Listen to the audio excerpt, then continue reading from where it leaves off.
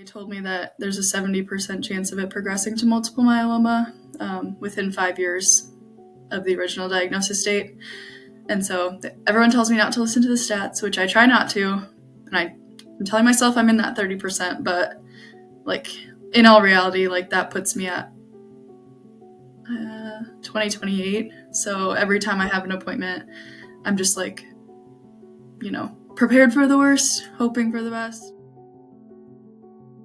Hi everyone, my name is Abigail Whittemore. I go by Abby. I'm 22 years old. I live in Des Moines, Iowa, and I was diagnosed with solitary plasmacytoma of the bone at the age of 21 in 2023. My personal experience has been isolating. There's been a lot of unknowns, unknown kind of age.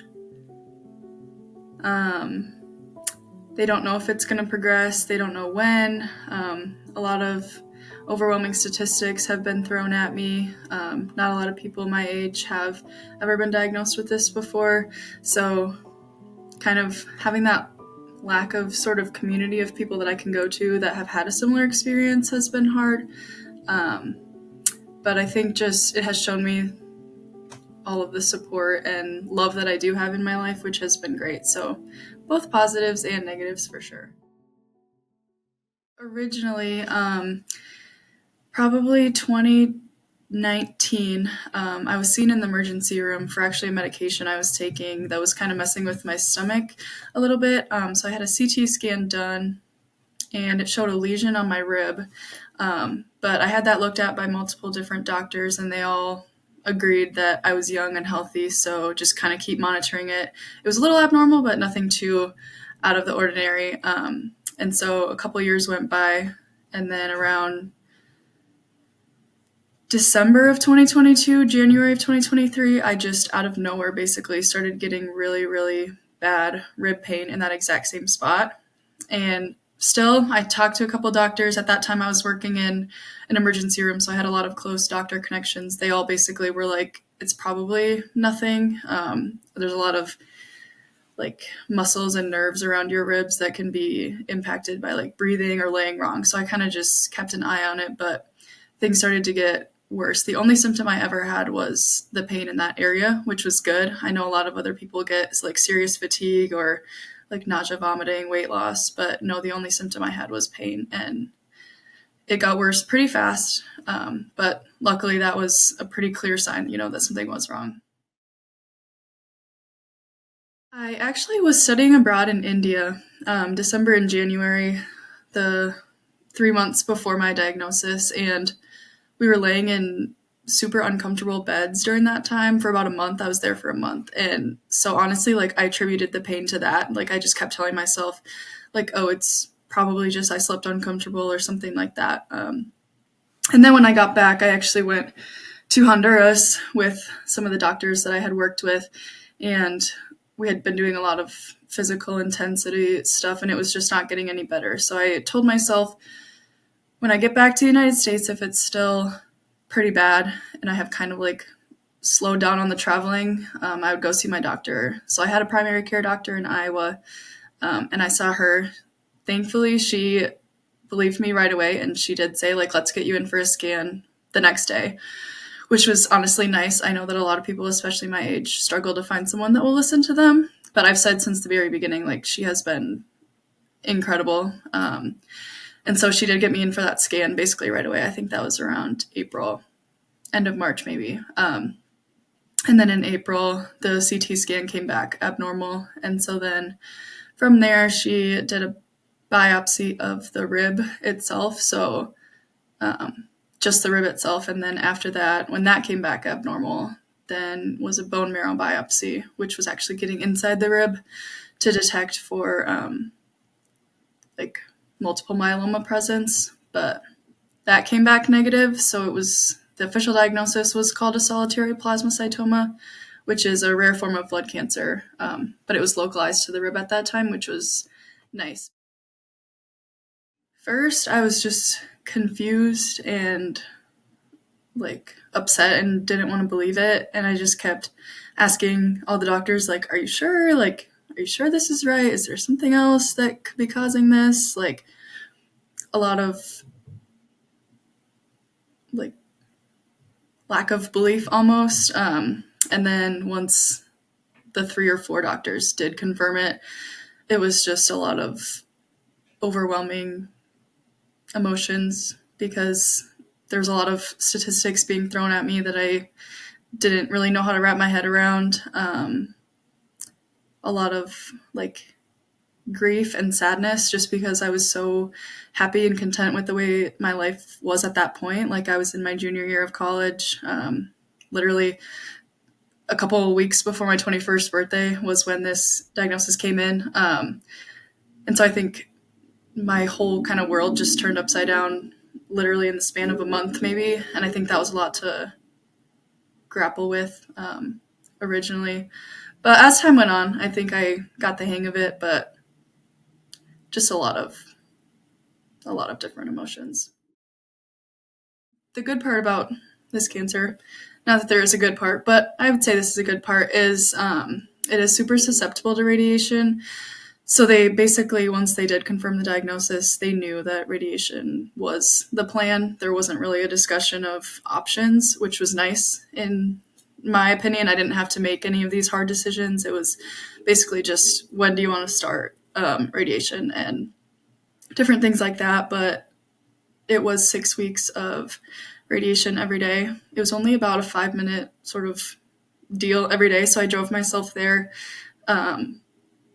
But yeah, thankfully that was it. There was no chemo involved, which I was super relieved to hear, honestly, because I know that can be, and it is a lot for a lot of people that do have to experience that on top of radiation and other medical sort of treatments. The treatment process was just, I think it was between 6 and 8 weeks of daily radiation treatment, just localized to the rib. So basically just went in. It was probably 30 minutes every day, and that was it. The side effects that I felt at the beginning, I wasn't really prepared for this, but at the beginning, my symptoms got worse really fast. And so I actually had to be hospitalized for a week.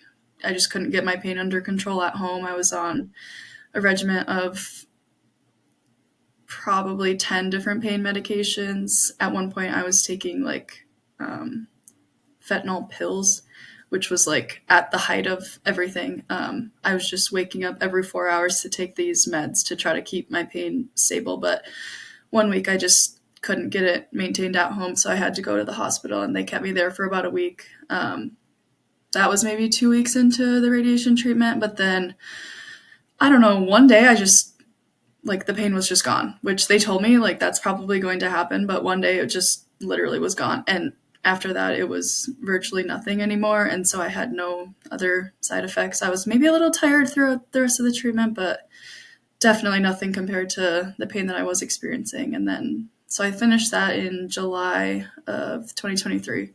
So from the original date of the diagnosis to the end of radiation was a pretty, I would say, quick turn of events. Some might argue with that, but I feel like overall it was pretty fast. And since then, I just see the Mayo Clinic hematology and oncology every 6 months now. Originally, it was 3 for monitoring, but I have not received any further treatment. We're kind of just in the remission monitoring stage at this point. I was super, super excited after radiation was over. Like, there was really no more pain anymore, which I had not felt in a long time. So I was super excited about that. But I knew that I'm a very forward future thinker. And the next step after that was basically just every 3 months going to the Mayo Clinic and getting a full body MRI or a PET scan, labs, and then a meeting with the oncologist. And so I knew that was ahead. And since then, it's been very stressful between those appointments. Just like wondering if something's going to show up on the MRI or the scan. Kind of like when it's going to progress. They told me that there's a 70% chance of it progressing to multiple myeloma within 5 years of the original diagnosis date. And so everyone tells me not to listen to the stats, which I try not to. And I'm telling myself I'm in that 30%, but like in all reality, like that puts me at 2028. So every time I have an appointment, I'm just like, prepared for the worst, hoping for the best. But those appointments every time get me. Thankfully, my mom and my dad both go with me, and we like stay in a hotel the night before. But still, there's a lot of stress related to that day usually. The biggest thing that I've ran into is that every decision I make, whether it be like something small like what I'm going to eat for dinner or something like that versus, like what do I want my career path to look like? Um, Originally, my plan forever was to go to medical school, and my life kind of flipped itself upside down, and I ultimately, after long thoughts and discussions, like that's no longer what I want to do. So every big decision I make, that's in the back of my mind of, let's say 3 or 4 years from now, like it does come back, like where do I want to be, how do I want my life to be set up. So I think just a lot more difficult decisions are made and a lot more difficult conversations are had from even the smallest sort of decision that I have to make. And I think just there's this like looming cloud over my head at all times of like, when is this going to happen? I'm very much a person of like, I'd rather know now if something bad is going to happen. So it's been hard to kind of come to terms with the fact that I don't know. My doctors don't know. Nobody knows. There's a chance it could never come, which would be great. But even if it never does come, I'm still going to be thinking that it will for my whole entire life. So I think that's just been kind of hard to think about every single day. But I try to distract myself the best I can and kind of go full force into whether it be work, my relationships, like keeping myself busy, but also having those kind of reflective times with myself and with my boyfriend and my family and stuff like that. I think on one end, I think just feeling like I'm alone. I know I'm not, and I know, like I said, I have seen like some of the best support and love like that I honestly don't think I would have felt had this not happened. So I think that has given me a chance to feel extra grateful and appreciative of like what I do have. But it's just been hard not knowing anybody that has the same situation as me. Other cancers, there's a big sort of support network of people that they can go to, or they know someone who has the same kind of cancer as them, or they're the same age, or that kind of brings people together and allows them to like share their stories with each other. But I have not had that at all, really. And so I've kind of been trying to go to different support groups in the area. But again, every time I show up, I'm the youngest person in the room by 40, 50 years. And while people might have the same sort of story or experiences, it's just not the same. And I'm kind of reminded of the fact that I kind of feel alone a lot. And just, I don't like not having an answer. I think that's really one of the other hardest parts is just the unknown. Everything is unknown. And I guess that's the same for everybody, right? Like nobody knows what's coming in the future, but I think just the uncertainty is, yeah, a lot. Before my diagnosis, I had a lot of expectations for the way that I thought my life should look like in terms of success or happiness and things like that. And I don't know that it's actually what I wanted. I thought that's what I thought would make me happy.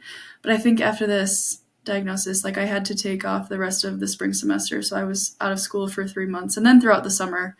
And I had to find purpose in my life without school, without leadership, without involvement in things that I thought would make me successful. And I really had to focus on myself. So I did a lot of internal kind of reflection on what does make me happy. I realized when I was sitting at my apartment having nothing to do, I wasn't working, I couldn't work, I couldn't go to school. Like I had to figure out things that I actually enjoyed doing for myself and what really filled my buckets. And I think now that I am back kind of into the full swing of things, like my career aspirations, my relationships, the things that I do intentionally to make myself happy are really, really very different from what they were before. And I think I've kind of been able to look at life in kind of a micro way, like, doing things, small things throughout my day, and realizing that like every day is a beautiful thing and that we shouldn't take anything for granted, and always tell people that you love them, and just like very intentional, I would say, with the things that I do. And I don't think I was that way before this. I think I had a lot of exterior expectations of kind of what I wanted for my life, and now I feel confident in myself and in the decisions that I make, that they are really what's best for me.